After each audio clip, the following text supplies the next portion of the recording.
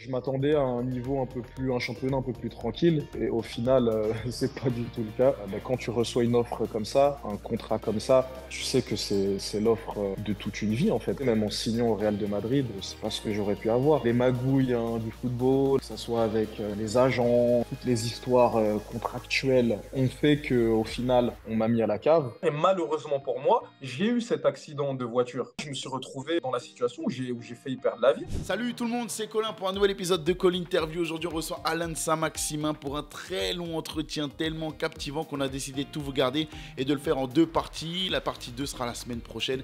Et avant de commencer aujourd'hui avec cette première partie, je vais vous demander de continuer à vous abonner, soutenir la chaîne Call Interview avec des commentaires, des likes pour que l'émission continue et nous amène encore du beau monde comme aujourd'hui avec Alan. C'est parti, Alan Saint-Maximin. Comment tu vas, mon ami? Ça va très bien, hein, merci, hein. C'est un plaisir. Merci beaucoup de me recevoir.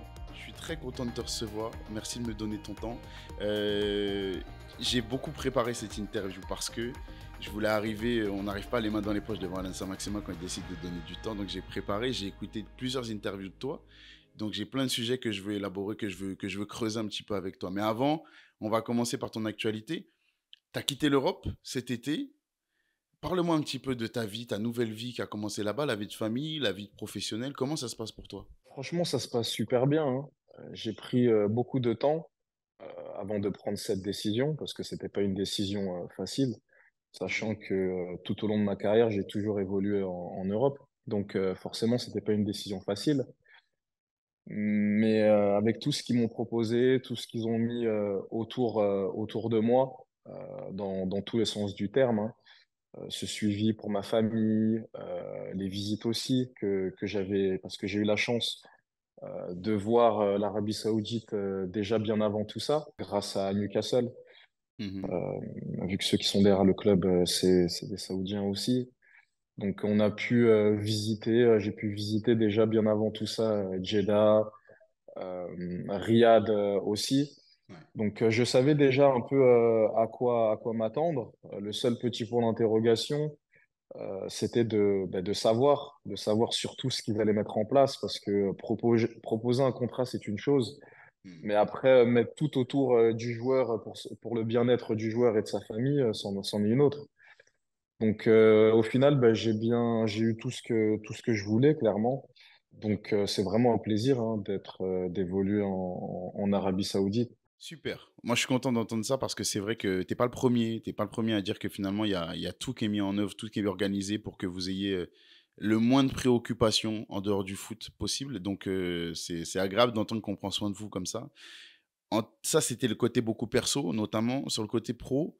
Vous avez un bel effectif. À Al Ahly, vous avez une équipe qui fait, qui donne envie, même à des équipes européennes.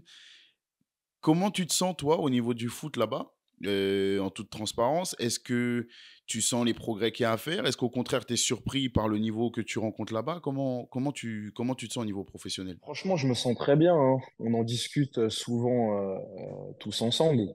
parce qu'il y a pas mal de joueurs qui parlent français, que ce soit Edouard Mendy, il y a aussi Alioski qui parle français, Riyad, Franck Kessié. Donc il y a pas mal de joueurs qui parlent français, et ça c'est génial. C'était aussi quelque chose d'important pour moi. Mais c'est vrai, en fait, dire que j'ai été surpris par le niveau, oui et non.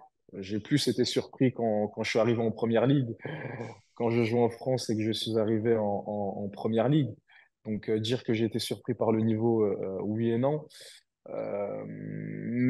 C'est vrai que je m'attendais pas à un niveau aussi élevé, dans le sens où j'avais entendu pas mal de joueurs qui sont partis au Qatar ou dans des championnats un peu plus tranquilles, et où le niveau, forcément, faut être honnête, c'est pas la première ligue. Ouais. Clairement, en fait, je m'attendais à un championnat un peu plus tranquille, et au final, c'est pas du tout le cas. Clairement, c'est pas du tout le cas. C'est aussi dû, en fait, au niveau des joueurs saoudiens. Je Ouais. pense que le monde entier a pu aussi le voir face à une des meilleures sélections quand ils ont joué face à l'Argentine. Ouais. Si le niveau n'était pas là des joueurs saoudiens, l'exploit n'aurait pas été possible. Donc déjà, le niveau des joueurs saoudiens, des meilleurs joueurs saoudiens est très élevé et très intéressant. Et après, ben, quand tu rajoutes ben, les meilleurs joueurs un peu partout dans le monde, hein, Cristiano, Neymar, Seko Fofana, Mahrez, Firmino et j'en passe, tu commences à avoir un championnat forcément qui devient très intéressant et très relevé. Et en plus de ça, ben, on sait ce que c'est, hein. Moi, j'ai connu ça aussi quand je jouais au quartier. Ben, quand tu joues avec des joueurs qui ont un niveau très élevé, ben, tu élèves ton niveau de jeu. Et c'est exactement ce qui se passe avec les Saoudiens. C'est incroyable de pouvoir se retrouver à jouer contre Cristiano Ronaldo. Donc forcément, quand tu joues face à un joueur comme ça, et ben, tu élèves ton niveau de jeu. Tu as envie d'être la meilleure version de toi-même, que ce soit sur un match, parce qu'en soi, c'est un match, retour, et peut-être si tu tombes contre eux en coupe. Donc, franchement, le niveau du championnat est top. Ouais, Je sens encore en fait toute cette pression que je ne pensais pas forcément ressentir en signant là-bas. ouais. Donc, je trouve ça top. Bon, bah, ça, c'est une bonne chose. C'est une bonne chose.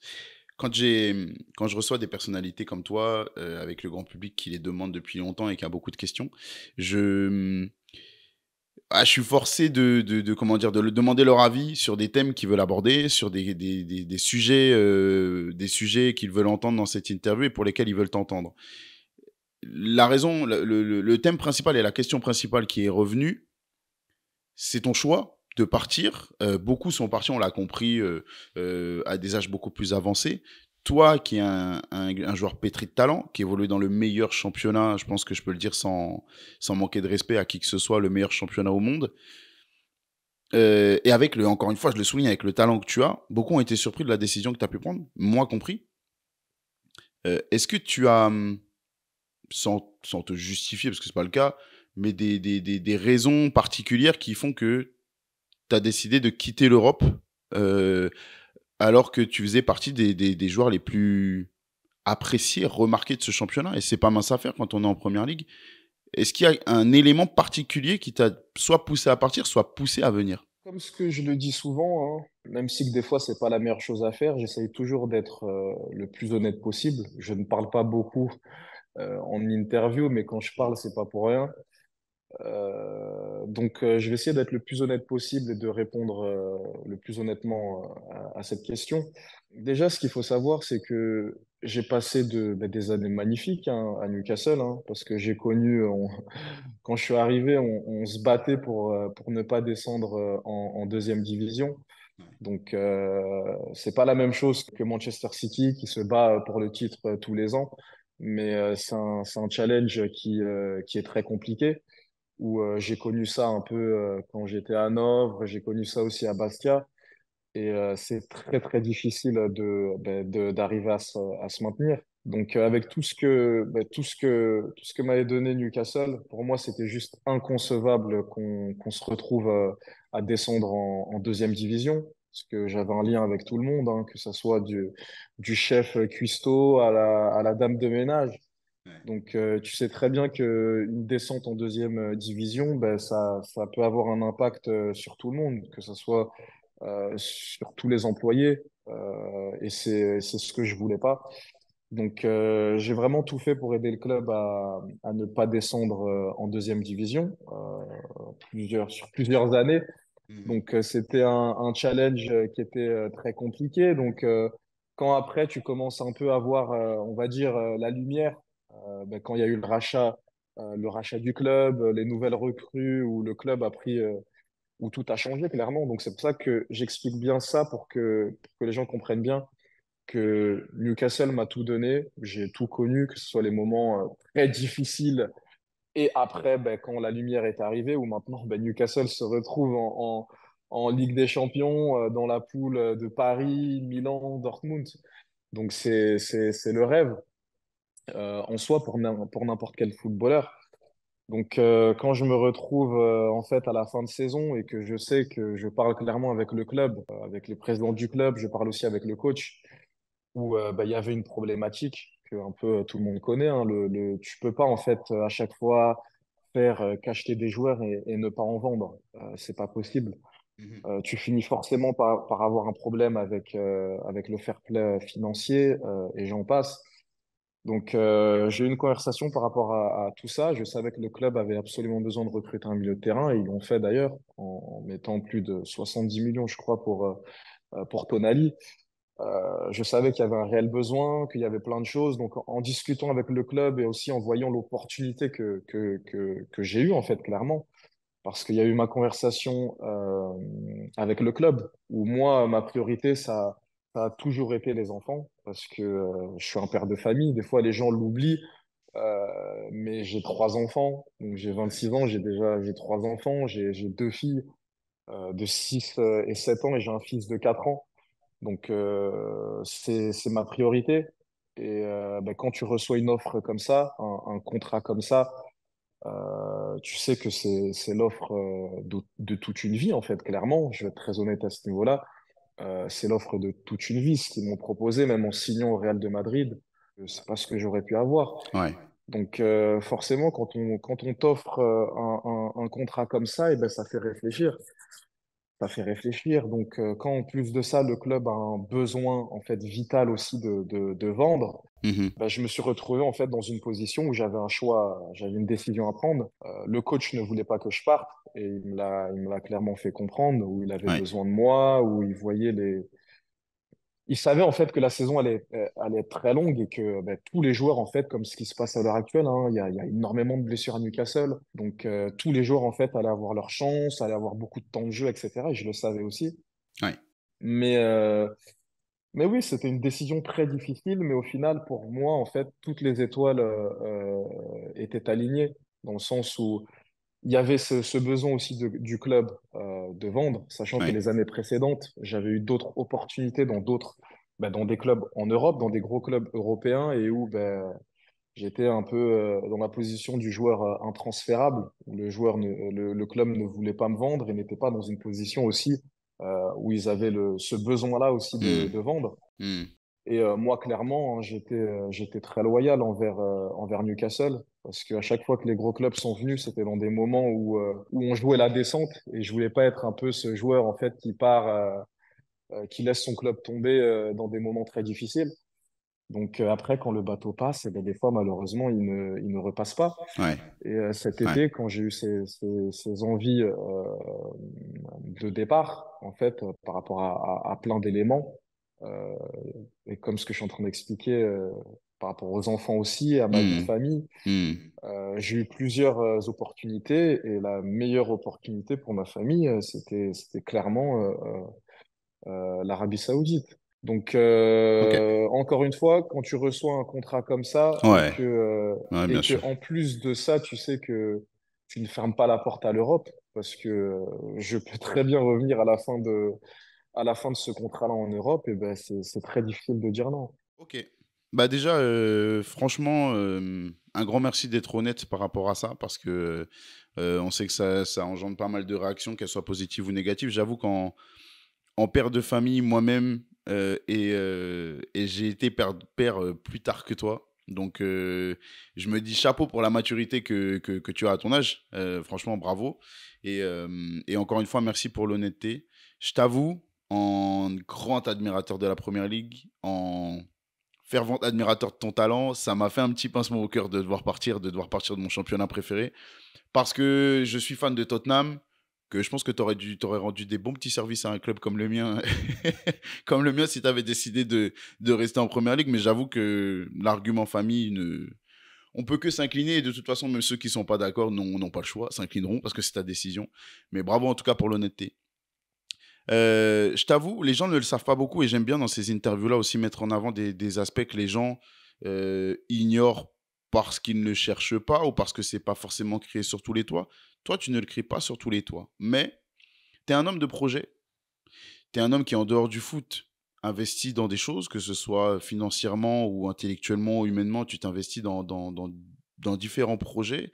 Je pense au projet notamment 100% OVNI qui, me parle forcément quand je vois ton histoire et que je vois l'histoire de beaucoup d'autres jeunes qui percent dans le foot ou non. Mais il y a aussi le projet Helios qui est complètement différent. Pourquoi est-ce que déjà c'est si peu mis en avant même si tu montres que tu es dans des que tu investis, les projets en question te mettent en avant parce que tu es aussi une «tête d'affiche» entre guillemets et que c'est bon de le montrer, mais t'es pas quelqu'un qui le crie sur tous les toits, tout ce que tu entreprends, tout ce que tu fais et qui sont pourtant des causes nobles. Pourquoi cette discrétion? Bah, c'est très simple, hein. J'ai toujours été comme ça. Je suis pas le. C'est aussi, je pense, aussi ce côté très religieux. Vu que je suis croyant, bah, dans la religion, c'est pas forcément une bonne chose de quand, je sais pas, demain, tu attrapes un super contrat, d'aller voir tout le monde. Ah, je gagne tant. Ah, il se passe telle ou telle chose dans ma vie. C'est pas forcément une bonne chose. Donc, Mmh. je suis quelqu'un en fait qui garde beaucoup de choses pour moi et qui va pas en fait dès qu'il se passe quelque chose, hein, que ça soit de positif ou de négatif, hein. D'ailleurs, aller le crier sur tous les toits, ah, j'ai créé tel projet, ah, j'ai fait ci, ah, j'ai réussi à faire ça. Je suis pas du tout comme ça. J'aime bien garder aussi cette discrétion. J'aime bien aussi en fait garder ce côté-là où en fait de faire en sorte que les gens essayent aussi un peu de creuser. Comme on dit, hein, des fois, il n'y a pas besoin en fait de beaucoup parler, que que ton talent et tout ce qu'il y a aussi autour, en fait, les gens parleront tout seuls. Mmh. Donc c'est ce qui se passe en fait souvent. C'est aussi grâce à ça que j'ai pas mal de personnes qui m'ont approché aussi pour investir dans pas mal de choses ou pour aussi en fait créer ou partir dans d'autres projets avec eux.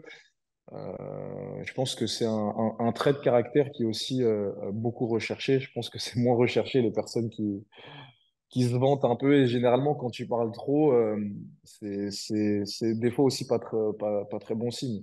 C'est vrai, Donc j'ai c'est toujours vrai. été comme ça, hein, sincèrement. D'accord.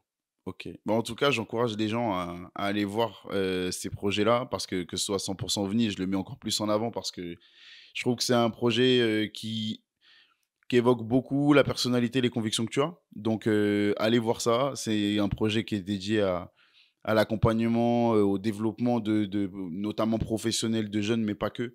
Il y a pas mal de soutien qui est apporté. Donc, allez voir ça, creusez un petit peu les amis parce qu'il y a de belles choses à découvrir sur la personnalité de d'Alan. On va parler foot. On va parler foot, on va reprendre ton histoire dans cette émission. Tu le sais, j'aime bien creuser un petit peu sur le passé, j'aime bien comprendre un petit peu les émotions que vous avez pu ressentir à des moments clés de votre histoire. Et je vais te ramener au tout début. Hem, alors, il y a le fait de ton arrivée au centre de formation de l'AS Saint-Étienne. Je saute des étapes parce que j'avoue le temps me prend de vitesse, mais parle-moi un petit peu de comment tu vis toi, cette arrivée dans le monde qui est emprisé et en même temps si compliqué à digérer pour un jeune homme. Quelle est la principale difficulté que tu rencontres dans cette période-là de ta vie? Il y a tellement de choses à dire, hein. Ça a été très compliqué, hein. Parce qu'il y a l'éloignement de la famille, il y a tout ça, il y a la compétition. Qu'est-ce que tu retiens toi? C'était très compliqué parce que j'ai toujours été quelqu'un de très famille. J'étais très proche de mes parents et moi, j'ai quitté très tôt le cocon familial parce que je suis parti avant à Bernard Diomède. Ouais, Donc, ouais, ouais. j'ai fait Bernard Diomède. Après, j'ai fait un an après, je suis parti à Clairefontaine. Et après, bah, de Clairefontaine, je suis parti à Saint-Étienne. Donc, c'était très difficile, mais j'avais toujours le même objectif et cette passion pour le football. Donc, tu comprends en fait que dans la vie, malheureusement, tu ne peux pas tout avoir. Tu ne peux pas tout avoir. Et quand tu comprends ça, tu comprends que ben, tu vas devoir vivre des choses en fait pas faciles. Parce que je pouvais pas être à Saint-Étienne, mais en même temps être avec ma famille et pouvoir être aussi avec mes potes. Et c'est pas comme ça. La vie, c'est pas, comme j'aime bien dire, c'est pas un bol de choc à pic. Donc non, malheureusement, ça a été compliqué, ça a été très difficile. Mais ce que je retiens en vrai, c'est que des bons souvenirs parce que ça a été du charbon, ça a été beaucoup de travail. Tu vois, quand tu vois au final où tu es arrivé et que tu sais en fait toutes les étapes que tu es passé, que ça soit de positif ou négatif, et ben, tu peux que être fier de toi Ouais. en fait. Donc j'en garde vraiment un bon souvenir pour, euh, OK, pour vraiment être honnête. OK. C'était compliqué, mais c'est que des bons souvenirs. Je te parle de ça parce que souvent, alors il y a déjà la pression que représente cet environnement-là, mais quand j'ai creusé pour connaître un petit peu ton histoire, euh, j'ai adoré découvrir que tu brisais tous les clichés négatifs qu'on pouvait accoler aux footballeurs. J'ai découvert un garçon au QI plus élevé que la moyenne, avec une compétence même de motricité et de compréhension, d'expression plus élevée que la moyenne. Et j'ai aussi, en t'écoutant, appris que l'environnement familial n'était pas forcément hyper emballé à l'idée que, avec toutes les capacités que tu avais, tu décides d'aller dans le football.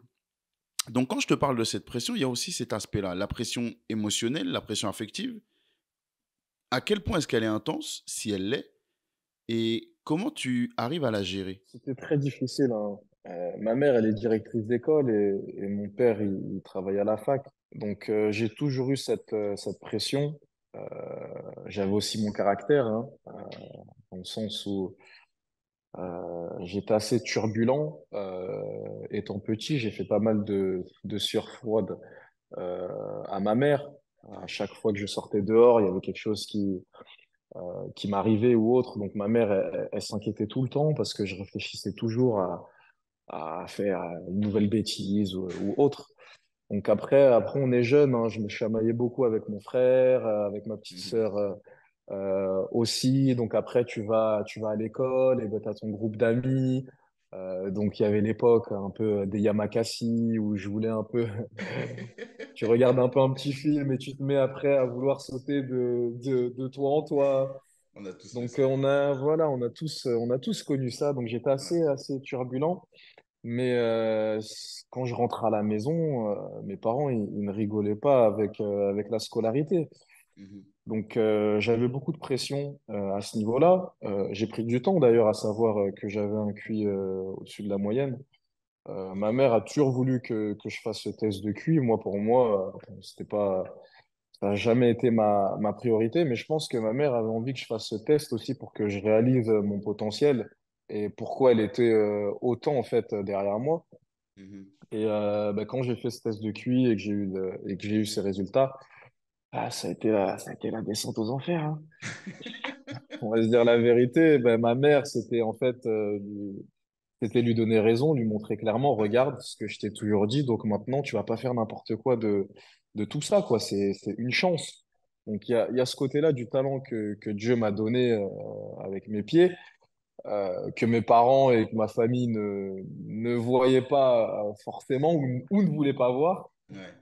Ou ne voulait pas voir et cet autre don, si je peux dire ça comme ça, où ma mère pensait que j'allais inventer un nouveau truc révolutionnaire ou autre.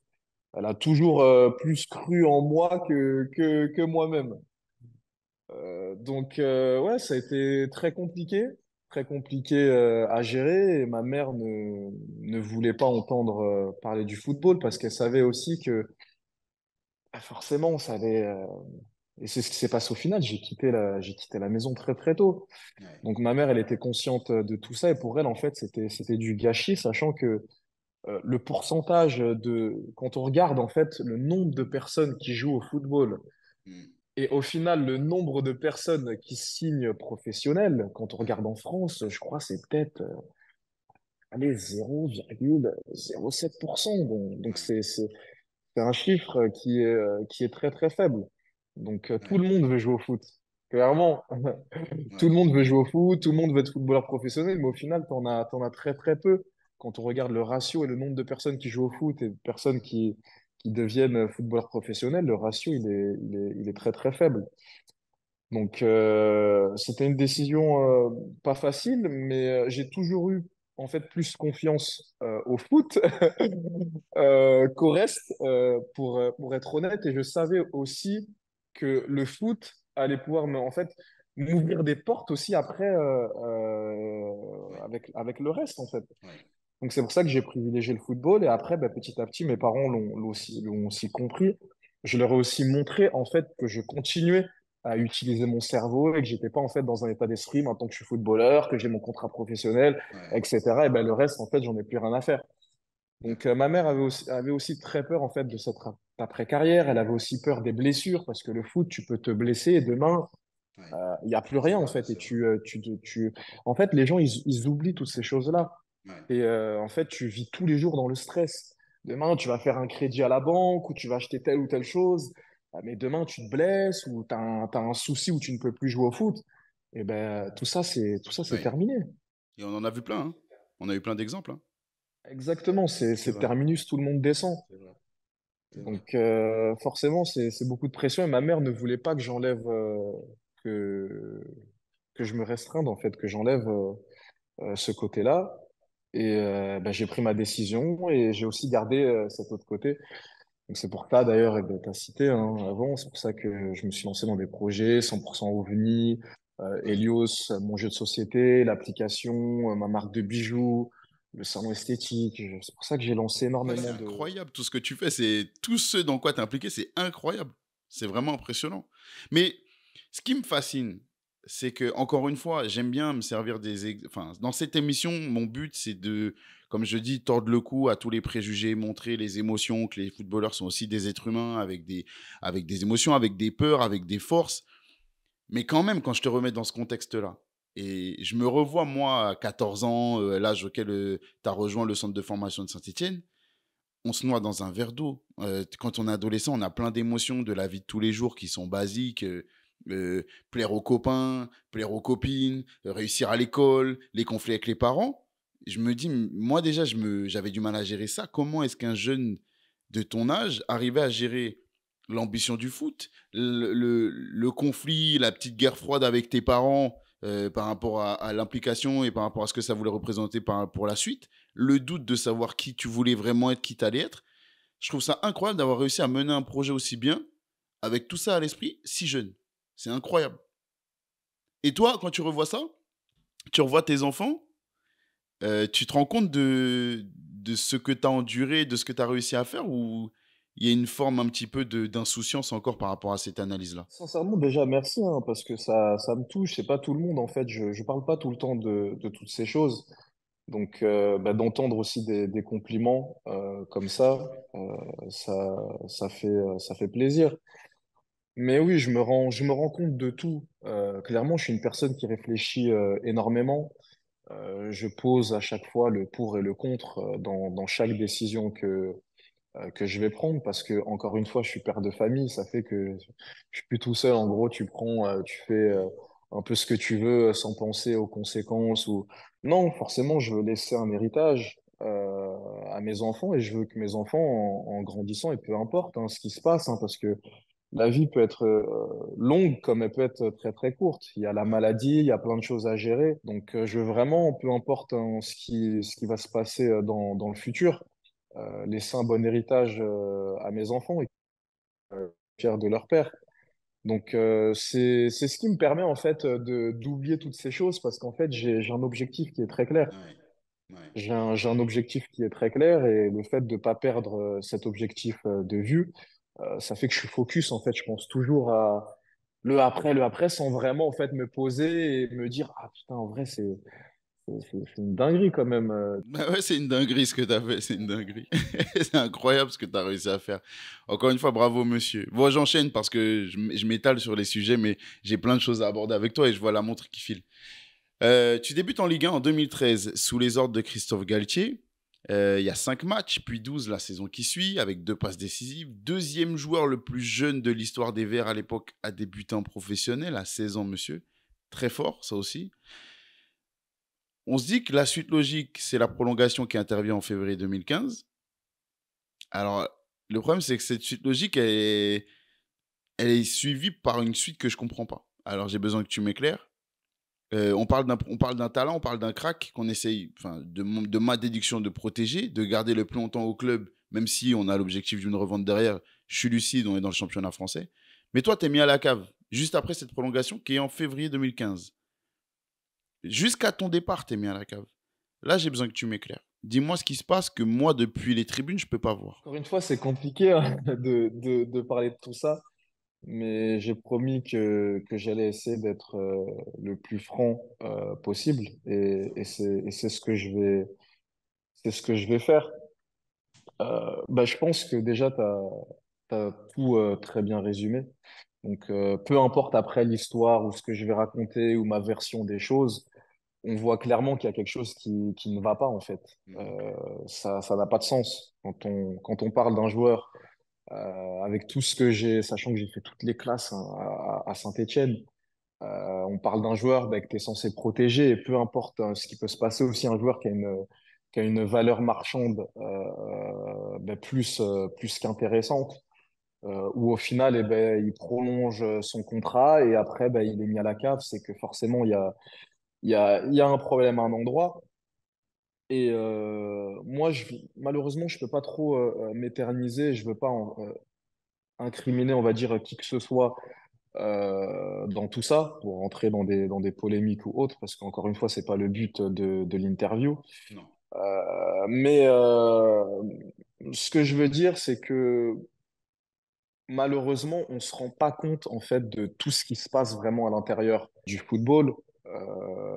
Bah, toutes les choses auxquelles un jeune, hein, que ce soit de 13, 14, 15, 16 et j'en passe, toutes les choses auxquelles on peut être confronté. Et c'est pour ça aussi que j'ai lancé ce projet 100% OVNI, l'Académie, etc. C'est que je veux aussi pouvoir aider et ramener ma pierre à l'édifice en fait dans tout ça parce que je sais ce que j'ai vécu. Et bah, les magouilles hein, du football, hein, que ce soit avec les agents, toutes les histoires contractuelles Mhm. aussi, ont fait que au final, on m'a mis à la cave, clairement. Il y a des choses, en fait, j'ai toujours été une personne très fière. Ça veut dire, je vais vous donner un exemple très simple. J'ai eu énormément tout au long de ma carrière des agents qui sont venus me voir, ah, signe avec nous et tu vas jouer tous les matchs, ou signe avec nous, tu auras le plus gros salaire du club. Et j'en passe en fait. Ce qui fait que bah, des fois c'est la vérité, ce qui est très triste, Mhm. et des fois ce n'est pas le cas. Donc moi je me suis toujours beaucoup méfié de tout ça, et une fois que j'entendais des histoires pareilles, et ben j'essayais en fait de m'éloigner le plus de tout ça. Et malheureusement, c'est ce qui m'a un peu tué en fait, clairement. Dans le sens où dans ces milieux-là, en fait, quand tu dis non, et ben malheureusement après on te met des bâtons pas possibles dans les roues. Et c'est ce qui s'est passé pour moi. Hein. Il y a eu énormément de petites magouilles, on va dire, si je peux dire ça comme ça, à Saint-Étienne. Et ça, en fait, j'incrimine même pas Saint-Étienne parce que c'est dans tous les clubs.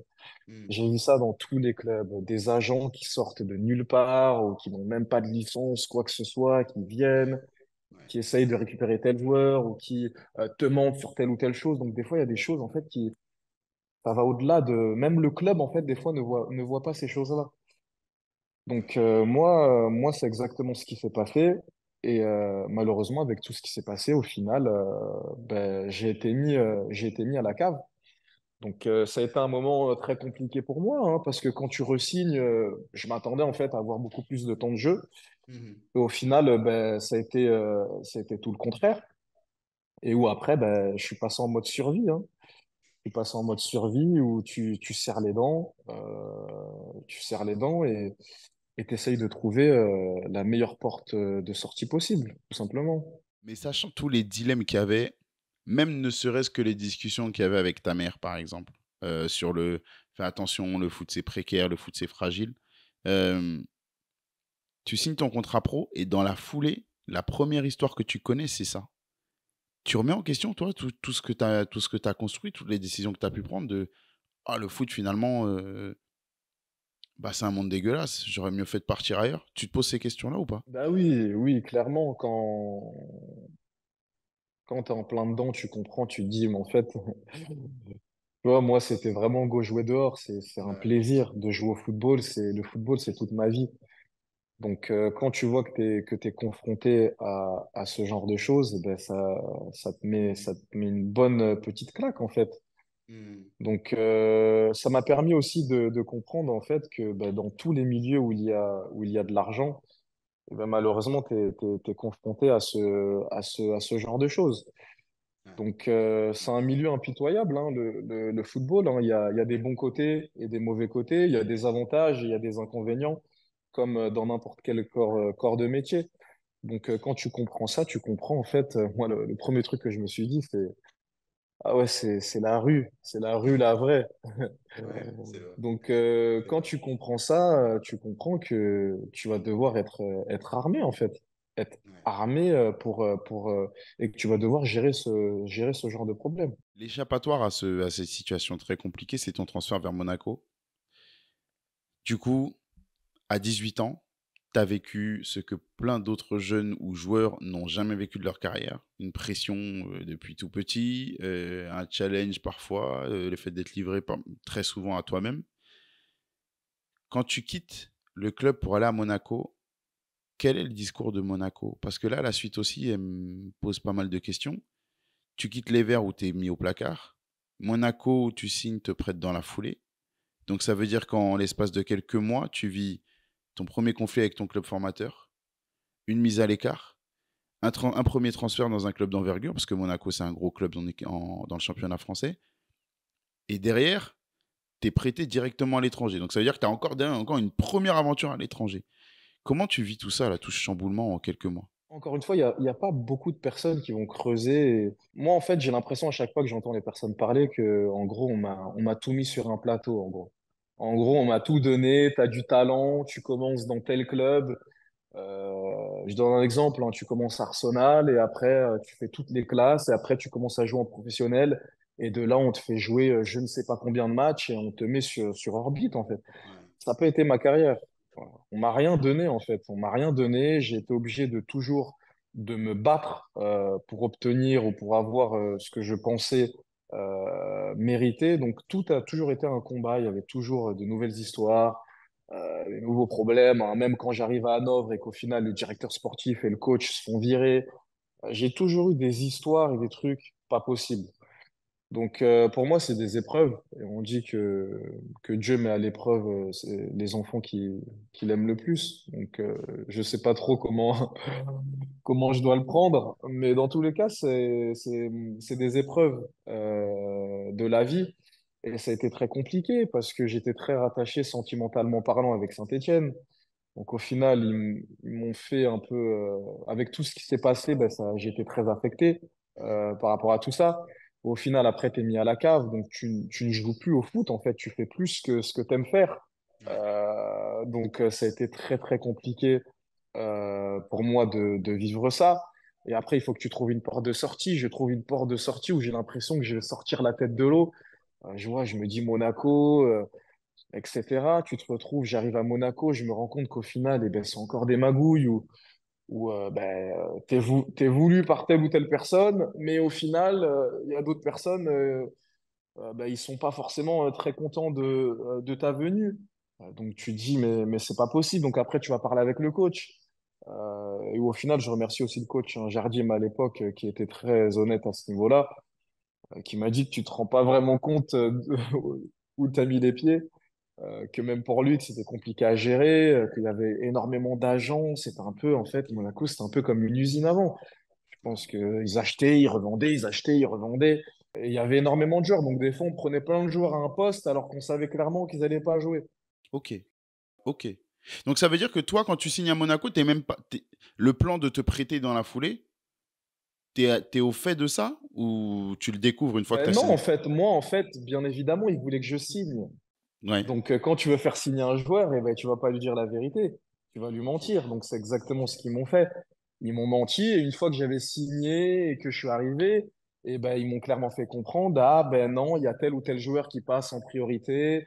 On pense que vu que t'as pas joué pendant... Et en fait, c'était vrai. Dans le sens où à Saint-Étienne, j'étais pendant une longue période, j'étais mis à la cave. Ouais. Donc, j'arrive pas à Monaco, en gros, dans la position d'un joueur qui était titulaire indiscutable, en fait. Non, mais comment dire? C'est pas parce que, l'explication de «tu n'es pas prioritaire, d'autres joueurs sont en pleine forme, on leur donne la priorité» est tout à fait entendable, c'est vrai, je l'entends, que tu dois forcément mentir à ta nouvelle recrue. Ça pourrait être aussi enfin, il y a des clubs qui arrivent à signer des joueurs en étant totalement honnête avec eux, en leur montrant le projet qui les concerne. On aurait pu très bien t'exprimer la volonté de te remettre en selle ailleurs pour après te donner, une place potentiellement dans l'équipe première. Après toi, libre à toi de faire ton choix. Tu décides d'opter pour ce projet-là ou non. Mais je trouve ça triste de devoir mentir. Les mêmes arguments auraient pu être avancés en ayant une totale franchise, finalement. Ben, je trouve ça triste aussi, mais en fait, c'est pour ça que je parle d'usine, c'est un business. Donc ça fait que tu peux pas, en fait, pour réussir à faire ce qu'ils ont fait, ils ont été obligés de mentir à certains joueurs. Donc comme on dit, il y a des dommages collatéraux. Et en fait, moi, ce qui m'a le plus dérangé et blessé à Monaco, c'est que directement, en fait, on m'a parlé d'un prêt, en fait. On m'a parlé d'un prêt et je me suis dit, bah, ils veulent me prêter, mais il y a un plan derrière. Donc, je m'attendais à un bon petit club de Ligue 1 ou quelque chose d'intéressant, mais au final, non. On me parlait de deuxième division, je ne sais pas où. On m'a parlé d'une D1 au Portugal. Ouais, ouais. J'avais pas signé à Monaco pour ça. Donc, quand je me suis rendu compte de tout ça, eh ben, j'ai compris que j'allais devoir charbonner, encore une fois, malheureusement, et que j'allais devoir me débrouiller tout seul. Et c'est ce que j'ai fait. Bon, on reprend avec Alan. On a eu une petite pause parce que monsieur a des obligations. Il a dû se rendre au club pour une réunion. Il est revenu. Et un grand merci à toi, Alan, d'être revenu pour finir cette interview parce que j'ai encore plein de sujets à aborder avec toi. On s'est arrêté à Monaco, à ce début d'expérience un petit peu particulier que tu as connu là-bas. J'aimerais revenir sur un point parce que tu as souligné le fait que tu n'as rien volé, que tu as vraiment charbonné pour arriver où tu en étais et surtout pour toujours aller plus haut. Et pourtant, en France, je ne sais pas si t'en es vraiment conscient, mais en France, eh ben, l'image que tu me décris là, elle est aux antipodes de ce que les gens, en tout cas à travers les médias, à travers les matchs de foot et les rumeurs qui peuvent circuler, ont une image complètement différente de toi. Il y a plus une image, et tu vas me dire si t'as eu vent de tout ça ou pas, mais d'un joueur qui se repose sur ses qualités, qui essaye pas de toujours se faire mal, qui n'est pas forcément un mordu de travail, alors que tout ce que tu me décris là et toute l'adversité que tu me décris, c'est l'opposé de ça. T'as conscience de l'image que le public français a eu de toi ou pas? J'ai conscience, et c'est aussi l'image qu'ils ont voulu me donner aussi au final.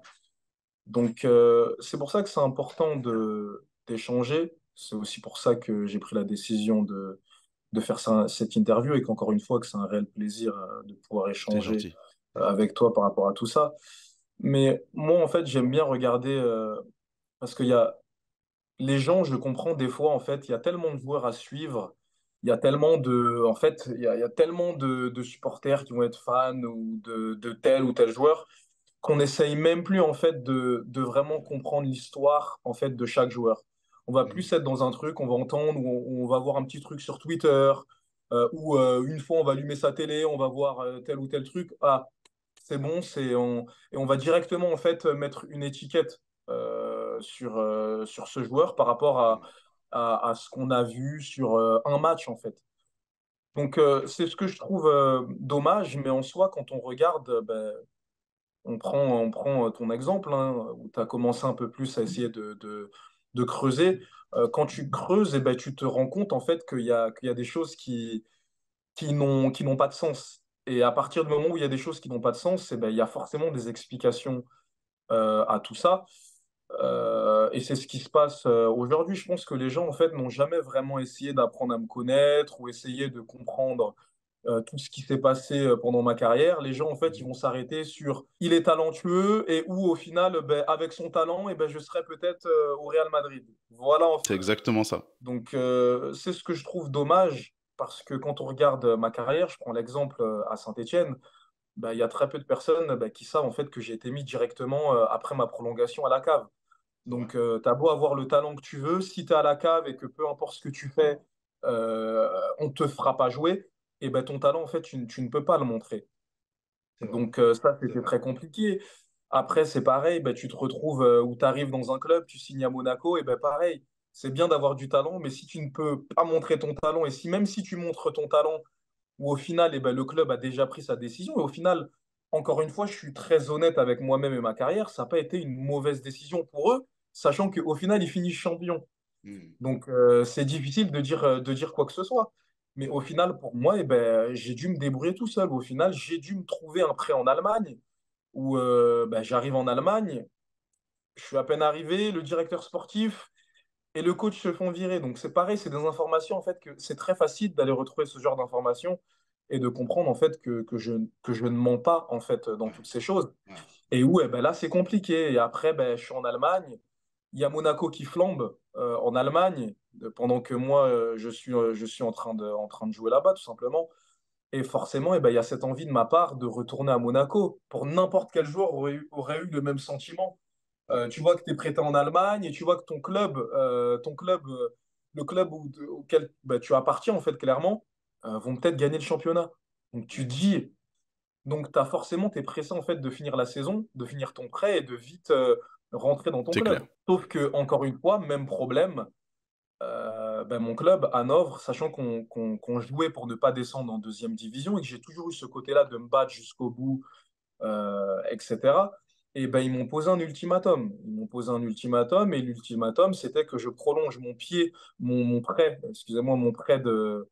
L'ultimatum, c'était que je prolonge mon prêt d'un an supplémentaire, ben, ce qui allait faire que, en gros, ben, au final, c'était pas un an de prêt, mais c'était 2 ans de prêt. Mm, mm. Comme ça, en fait, le club, eh ben, ils avaient la certitude en fait que j'allais vraiment être impliqué et que même si en fait qu'on descendait en deuxième division, et ben, que j'allais être en deuxième division ben, l'année d'après avec eux. Ouais. Sauf que malheureusement pour moi, c'était juste inconcevable. Donc, c'était pas mon envie. On s'était pas mis d'accord sur ça. Donc, c'était un ultimatum très compliqué. Donc, j'ai essayé de trouver des solutions par rapport à ça, mais encore une fois, ils ne voulaient rien savoir et ils m'ont clairement fait comprendre que c'était soit ça, soit ils allaient me mettre à la cave, en fait. C'est hallucinant parce que on va revenir sur les émotions que tu as pu ressentir avec tout ça juste après, mais j'ai une question avant parce que quand je te parlais de l'image que les gens ont de toi, dessinée notamment par les médias, c'est que moi, jusqu'à ce que tu me racontes toute ton histoire et que je commence à creuser, je t'avoue, pour être vraiment honnête, quand j'ai commencé à creuser avant de te recevoir, j'ai commencé à voir que ça tenait pas la route. Mais que la raison de ton échec en Allemagne, de la situation compliquée en tout cas, c'est qu'en février, alors que tu es membre du club, tu as un accident de voiture, qu'il y a une falsification de documents avec un faux permis de conduire et que du coup le club te met à la cave. Tu te rends compte que nous en France, dans les articles qu'on lit, c'est ça qui sort. Je le sais bien et c'est ce qui est triste d'ailleurs. Après, je leur en veux même pas par rapport à ça parce que il y a plein de règles, il y a plein de lois. En fait, tu peux pas en fait mettre à la cave un joueur comme ça juste en disant eh ben il veut pas signer le prêt pour l'année d'après, donc je le mets à la cave. Donc tu es obligé de trouver des arguments. Donc c'est ce qu'ils ont essayé de faire et malheureusement pour moi, ce qui est vrai, j'ai eu cet accident de voiture.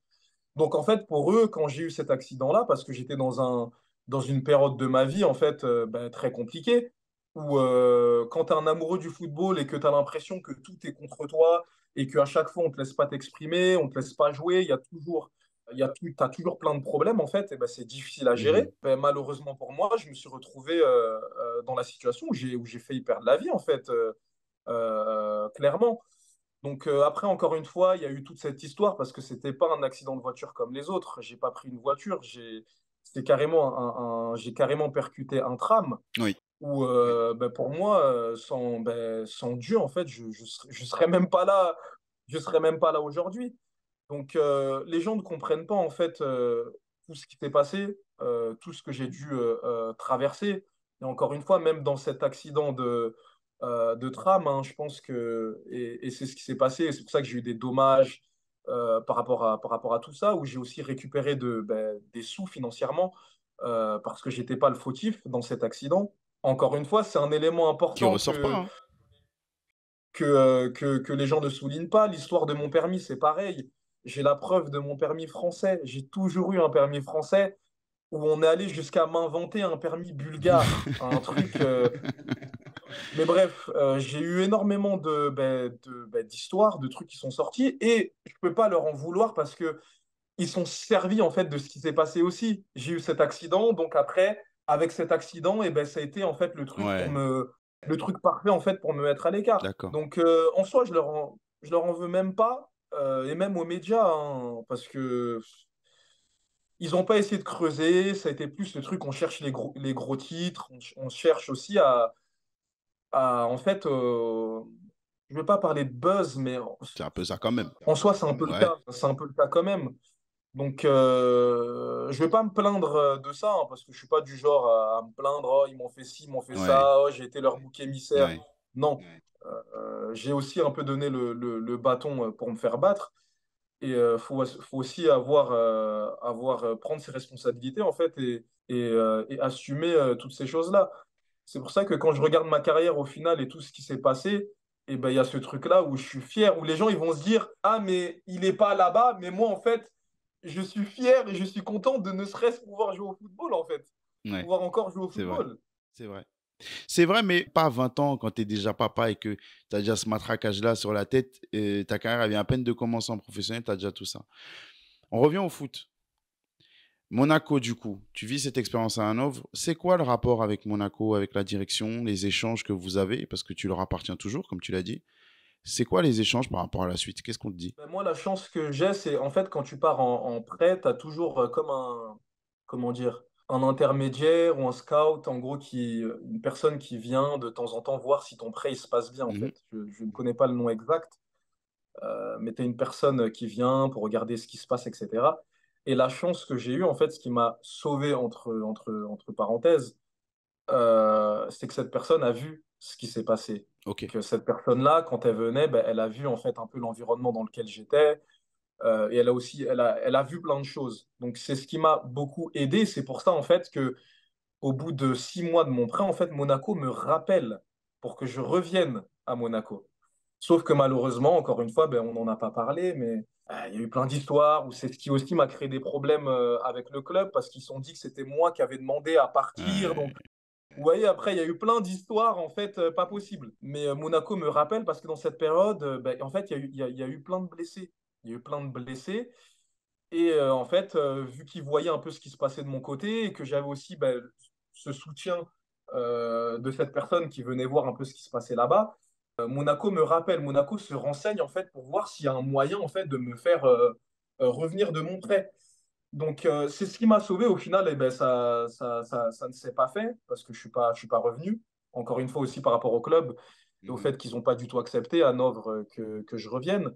Mais ce qui m'a sauvé, c'est que cette personne a vu en fait ce qui s'est passé et je pense aussi à ressentir un peu ce sentiment de culpabilité en se disant en vrai c'est un truc de fou tout ce qui se passe en fait pour lui et le fait que les gens en fait mais ne savent pas en fait clairement. Donc ben, en fait quand je suis revenu à Monaco, je m'en souviens, hein, j'ai eu une conversation avec à l'époque Vadim Mhm. et c'est grâce à lui d'ailleurs que j'ai pu partir à Nice en fait parce que je pense qu'il a eu ce truc là où il s'est dit en fait ce petit là on peut pas le laisser comme ça, c'est pas possible en fait de le laisser traverser tout ça sans en fait ne serait-ce lui donner un petit coup de pouce ou le laisser en fait voler de ses propres ailes en Ouais, fait.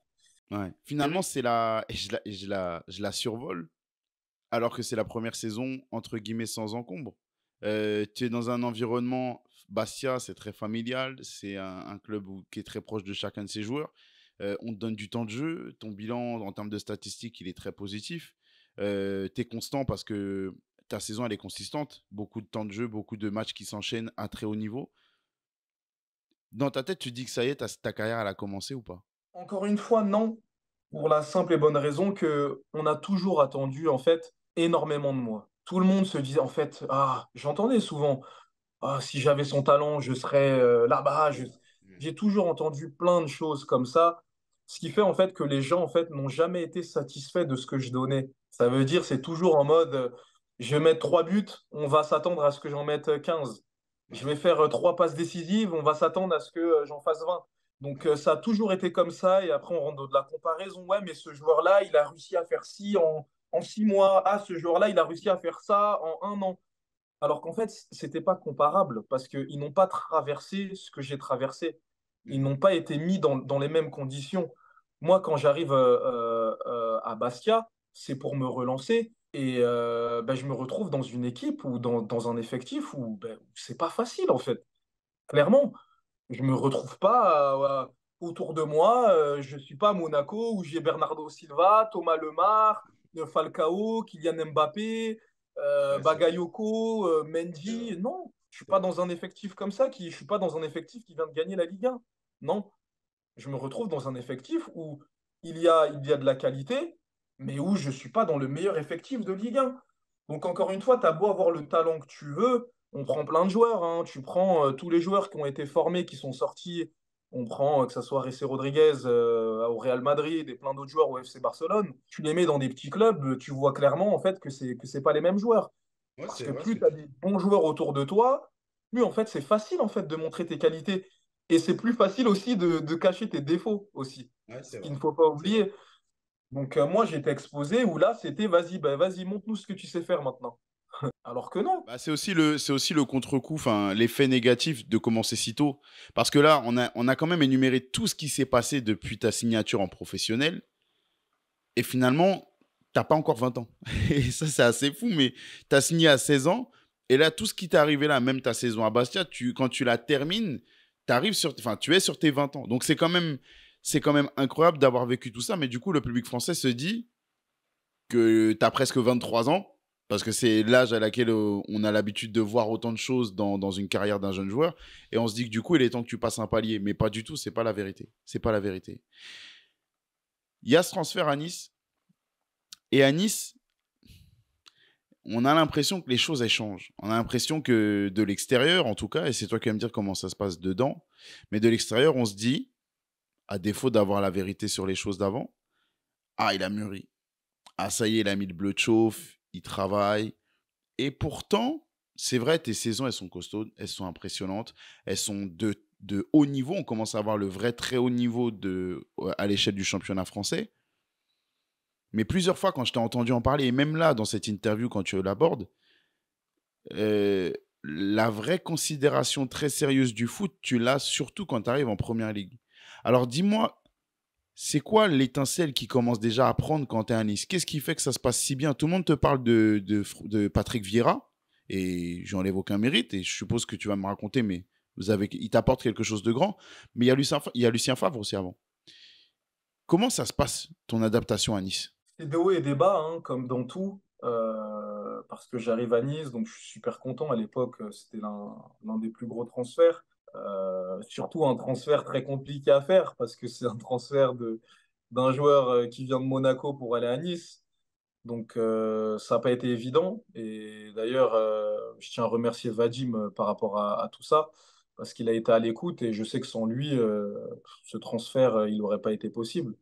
Et après, bah, aussi bah, toutes les personnes de Nice qui ont fait le nécessaire pour que je puisse, pour que je puisse signer là-bas.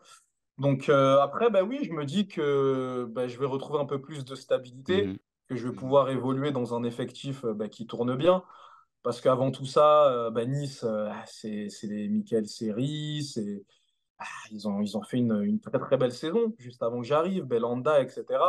Donc tu te dis là, en fait, tu vois enfin, je me dis enfin, on y est.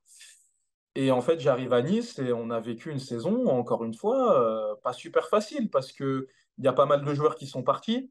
Donc quand tu perds des joueurs importants pour remettre des nouveaux joueurs, c'est un nouvel effectif, donc tu es obligé en fait de réussir. Le coach est obligé de trouver des solutions pour refaire tourner la sauce en fait. Donc, c'est ce qui s'est passé. Et moi, encore une fois, j'étais encore en construction. Mhm. Je venais de finir une saison à Bastia. Et là, on va dire, c'était ma première saison à Nice où je suis dans un effectif avec des joueurs de meilleure qualité et ou des joueurs aussi qui ont l'expérience du haut niveau. Donc, c'était une saison pas facile. C'était une saison pas facile parce que, encore une fois, eh ben, on revient encore dans le même schéma. On se dit, en fait, là, c'est bon, Alan, il est prêt et on s'attend à ce que je mette 15 buts, 15 passes des minimum. Mhm. Donc, il y avait beaucoup de pression à ce niveau-là. Et c'est pour ça que je tiens aussi à remercier Lucien Favre, parce que comme dans tous les clubs où je suis allé, ou tous les coachs, tu as des coachs qui vont énormément t'apporter, et tu as d'autres coachs, on va dire, qui vont un peu moins t'apporter. Et bah, c'est un coach qui m'a apporté énormément, qui m'a fait apprendre aussi beaucoup de choses sur moi-même, sur ce que j'étais capable de faire, sur mon repli défensif, sur l'utilisation de mon pied faible, comment me retrouver dans la surface plus facilement, les appels dans le dos, en fait, il m'a énormément appris. Il m'a montré, en fait, une autre façon, en fait, de voir le football. Avant, moi, je voyais le football un peu, OK, donne-moi la balle et vas-y, je te montre ce que je sais faire. Mhm. Je voyais le football comme ça et il m'a fait voir, en fait, on va dire, le football sous un autre angle. Et je tiens à le remercier d'ailleurs par rapport à ça. Mais encore une fois, j'étais en fait dans de la transition. Ouais. J'étais encore dans de la transition, j'étais encore en train d'apprendre plein de choses. C'est pour ça que pendant toutes ces années à Nice, j'ai essayé de faire de mon mieux. J'ai fait des saisons très intéressantes. Et je ne parle pas qu'en termes de stats, je parle en termes De- de Ouais. contenu, de performance, de ce que j'arrivais à faire sur le terrain sur 90 Ouais. minutes. À ce niveau-là, c'était plus qu'intéressant, mais encore une fois, aux yeux du public et de tout le monde, c'était pas suffisant, clairement. Ok. Tu me dis que Lucien Favre, il t'a apporté tout ça, et pourtant tout le monde te parle tout le temps de Patrick Vieira. Est-ce que les gens embellissent un peu l'histoire Patrick Vieira parce que c'est Patrick Vieira, un coach français très apprécié en France? Ou est-ce qu'il y a vraiment une relation particulière avec lui? Non, après, c'est un coach que j'apprécie, hein. C'est un très bon coach. Donc, c'est un coach que j'apprécie. Mais c'est un coach que j'ai eu qu'un Ouais. an. Et je l'ai eu aussi le moment où il commençait. Oui. Il venait à peine d'être coach. C'était on va dire, la première fois qu'il prenait une équipe de haut niveau et encore plus en Mhm. France. Parce il était parti à l'étranger depuis bien longtemps. Donc, je vais dire que j'ai beaucoup plus appris avec Lucien Favre qu'avec Patrick Vieira. Et c'est un peu logique aussi parce que je suis resté plus longtemps avec Favre qu'avec Vieira. Ouais. Donc, je ne sais pas trop pourquoi tout le monde met tout ça sur Patrick Vieira. Mais la personne qui m'a le plus appris, c'est Lucien Favre. D'accord. Quand tu rejoins Nice, et que tu l'as dit parce que c'était la vérité, tu rejoins un club avec une grosse ambition, avec un gros projet, avec des prestations et des performances très solides sur les dernières saisons. Finalement, et c'est pas ton passage, c'est pas tes performances, mais la performance collective du club et les résultats sont décevants, ne sont pas au niveau de ce que tout le monde pouvait attendre. On voulait que Nice joue la Ligue des Champions et s'installe dans le challenge de la Ligue des Champions tous les ans. Finalement, on est assez loin de ça en termes de classement. Ton ressenti avec le recul, c'est quoi? Qu'est-ce qu'il a manqué à cette période-là, dans cette équipe-là, pour réussir à aller chercher les 3 places du haut? Bah, c'est très simple, hein. On a perdu des joueurs qui, pour moi, en fait, il fallait pas les perdre. Déjà, déjà qu'en fait, que même quand tu gardes le même effectif, chaque saison est Mmh. différente. Mmh. Ça fait que même en gardant le même effectif, même en gardant les mêmes joueurs, on n'avait aucune garantie de finir bien positionné, Non, en c'est vrai. fait. Donc, si en plus de ça, tu rajoutes le fait qu'on enlève, parce que c'est ce qui s'est passé, que tu perds des joueurs pour en faire venir d'autres, bah, c'est compliqué en fait. Ça a été compliqué parce que la cohésion, l'ossature, tout ce qui avait été mis en place au milieu de terrain, eh ben, c'était plus le même milieu de terrain. L'attaque n'était plus la même. Mmh. Donc il y a plein de choses qui ont changé. Ouais. Donc c'est sûr que tous ces éléments-là, pour moi, ont été des éléments qui ont changé beaucoup de Ouais. choses à notre saison en fait. On est loin, parce que maintenant qu'on se dit les vérités, on est loin, des choses qu'on a pu lire des mauvaises influences, Mario Balotelli, des mauvaises tensions qu'il pouvait y avoir dans le vestiaire parce qu'il y a des profils ingérables. Alors, il y a pas forcément ton nom qui est cité à chaque fois, mais tu jamais très loin. Hem On est loin de tout ça dans la vérité de pourquoi ça fonctionne pas à Nice. Il y avait un groupe qui bossait vraiment, juste c'était la limite actuelle du niveau actuel de ce collectif-là? On est loin de tout ça. Les gens, ils aiment bien raconter un peu ce qu'ils ont envie de raconter sans vraiment parler des vrais problèmes et de la réalité. Mais la réalité, elle est que, comme dans tous les clubs, quand tu perds des joueurs importants, quand tu as une direction aussi quand il y a plein de choses qui évoluent aussi à ce niveau-là, tu as aussi les égos. Quand tu as des joueurs, quand tu te retrouves, tu as des Wesley Schneider, Balotelli, tu as plein de joueurs. C'est pas des petits joueurs, hein, faut se dire la vérité. Tu as aussi le souci avec le transfert avorté au FC Barcelone de série, oui, qui a été très affecté par ça. Tu as aussi des blessures, hein, Willan Cyprien qui ne fait pas la même saison. C'est des facteurs en fait que les gens oublient, mais c'est des facteurs au final qui sont en fait. Ouais. Je suis pas arrivé au Nice quand tout le monde, quand l'équipe en fait marchait sur l'eau. Je suis arrivé en fait quand l'équipe, on était en train de reconstruire un nouvel, on va dire un nouvel effectif. Donc et moi-même, j'étais encore en Oui, c'est vrai. construction. Ça n'a pas été, évident. Et après, il faut dire aussi la vérité. J'ai mon caractère. Je suis pas une personne qui me laisse faire. Ça veut dire que toutes ces choses-là, en fait, tous les joueurs, Dante avait son caractère, j'avais mon caractère. Tout le monde, en fait, on était dans une situation où on avait plein de joueurs qui aimaient pas perdre et où au final, eh ben, quand t'as pas de résultat, eh ben, c'est comme dans plein de choses, ça crée en fait un environnement qui n'est pas le meilleur. Hmm. Et ça, il faut le comprendre.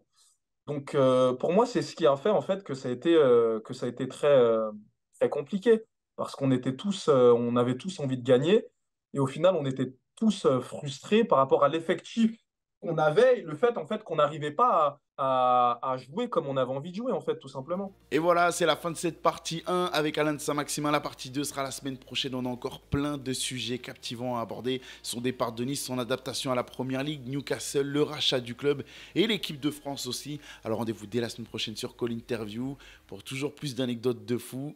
Parce que c'est comme ça qu'on kiffe le foot tous ensemble. Allez, ciao.